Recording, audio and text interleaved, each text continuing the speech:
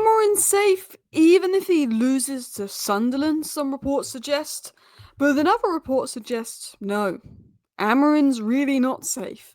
We're going to talk about the latest on that. Now, obviously, Bruno Fernandes has been playing deeper this season, which isn't his best role. There is reports about Bruno being unhappy about this sort of situation with Amorim. So we're going to talk about what's going on with Bruno Fernandes and Ruben Amorim. Sen Lammens' debut incoming. Let's talk about that. He is eventually going to get his debut. I mean, Bendy was pretty bad. I think Bendy started well versus Brentford, but for the third goal should have done better. As Southgate opens United job, I think they're just guesswork. 1 week, Southgate doesn't want the Man United job. The next week, apparently, Southgate wants the Manchester United job.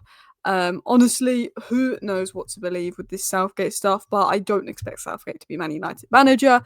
We've been linked to Chris Rigg, Sunderland midfielder, so that's an interesting one to keep an eye on.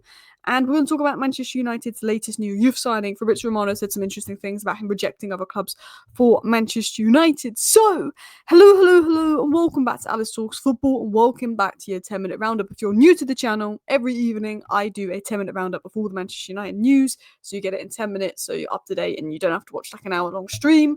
Let's start with the Amorim news, then we'll get into the Bruno news, then we'll get into Lammens news, the transfer news, and more. Now, Laurie Whitwell is a top source of information. He gets really good information from the club. He's got really good sources within the club. But he said sources say Ruben Amorim won't be sacked even if they lose to Sunderland this week. Ratcliffe wants to give him a full season. This is coming from one of the best journalists in the space.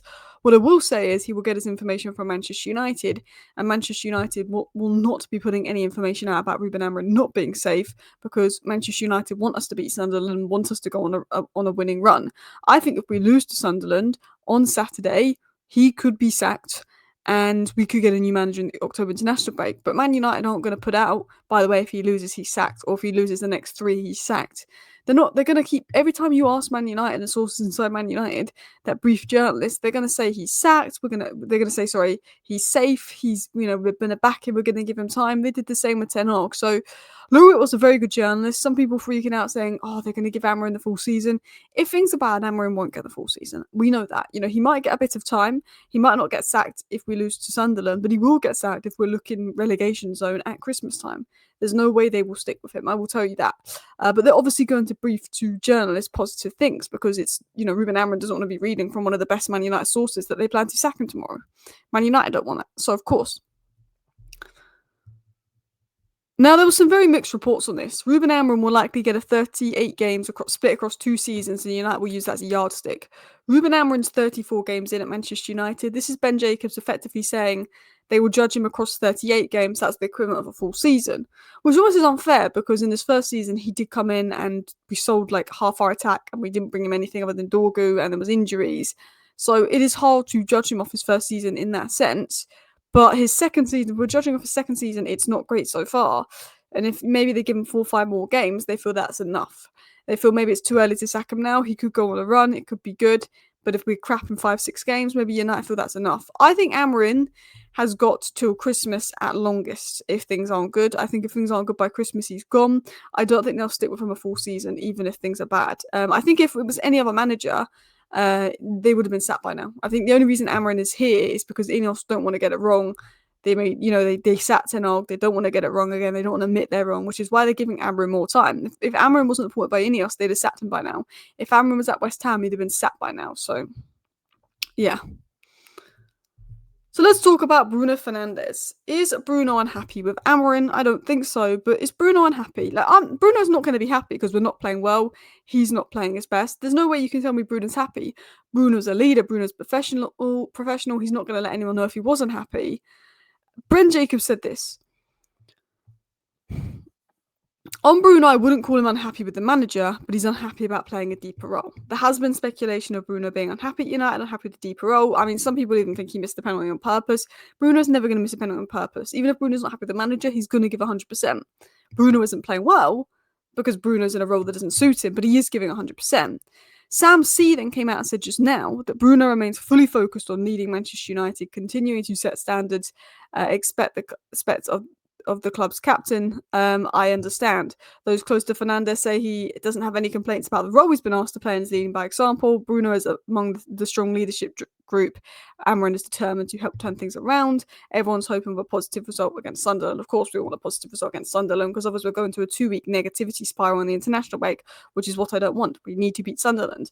But look, Bruno's not going to come out and say, I'm happy about this, I'm happy about that. But there is sources, in and around Man United close to Bruno that suggest that he's frustrated with where we are right now. He's frustrated with his role. And could you blame him?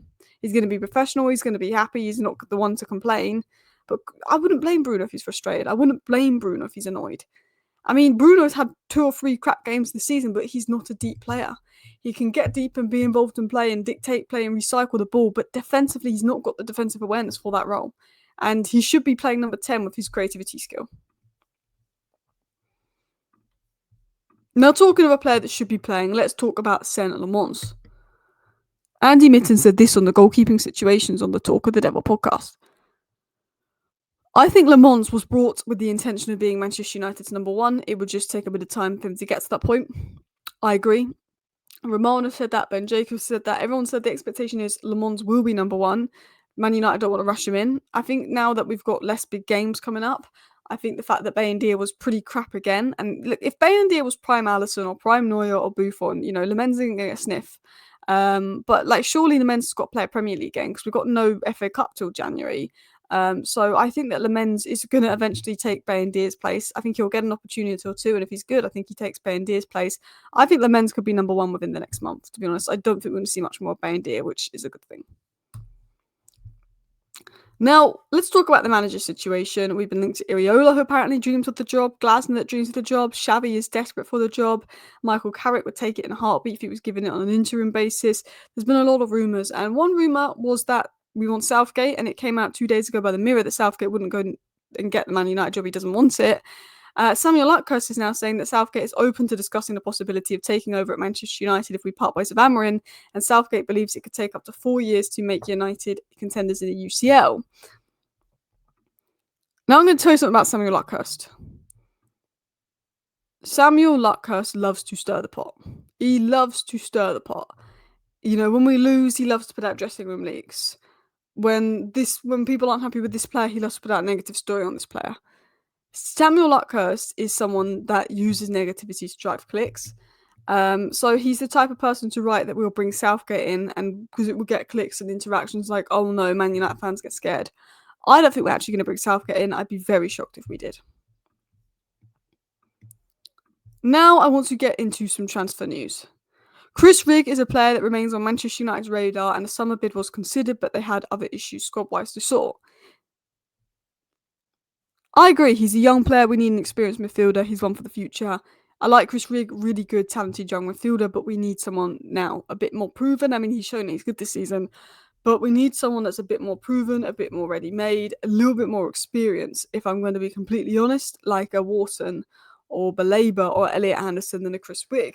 However, we didn't replace Eriksson, we didn't replace Collier, so when we talk about Manchester United and midfielders, we could have even gone for a Chris Rigg if we wanted to. We're very low in that department, but we were linked to him a bit last season. He's playing in the Premier League, he's a good young player. I think we'll be linked to him again. I don't see us getting Chris Rigg, but you never know. We obviously just have signed the young midfielder and 17-year-old Colombian talent Christian Orozco. I don't know if that's how you say his name, or Orozco. We missed out on Casado. We don't want to make the same mistake. We signed Sekou Kone last year. We're signing another promising young midfielder this year. And apparently that French and German clubs were looking at Christian as well. But when United entered the scene, he said immediately he wanted to join United and fulfill this dream of being a United player and playing at Old Trafford, which is good to see, that even though this club is a little bit of a mess at times and it feels like a little bit of a shite show at times, this club, that we still have this pull to attract this player and that player, which is pretty mad. Anyway, thank you for watching today's video. Please do go ahead and hit the like button if you enjoyed it. Feel free to subscribe if you're new. Let me know your thoughts down below. I will be back live tomorrow. I do apologise I haven't been live the last 2 games, but I've been so busy. I've been in London for a meeting here and a meeting there, and life's just been really busy, but I do want to do more live streams. I will try my best to be live tomorrow, because as much as you guys like a 10-minute video, I try to do 7 10-minute videos a week. in the evening, just rounding up the news, and 5 live streams. But it's not been the best. But I apologize for that. But thanks for watching. Bye.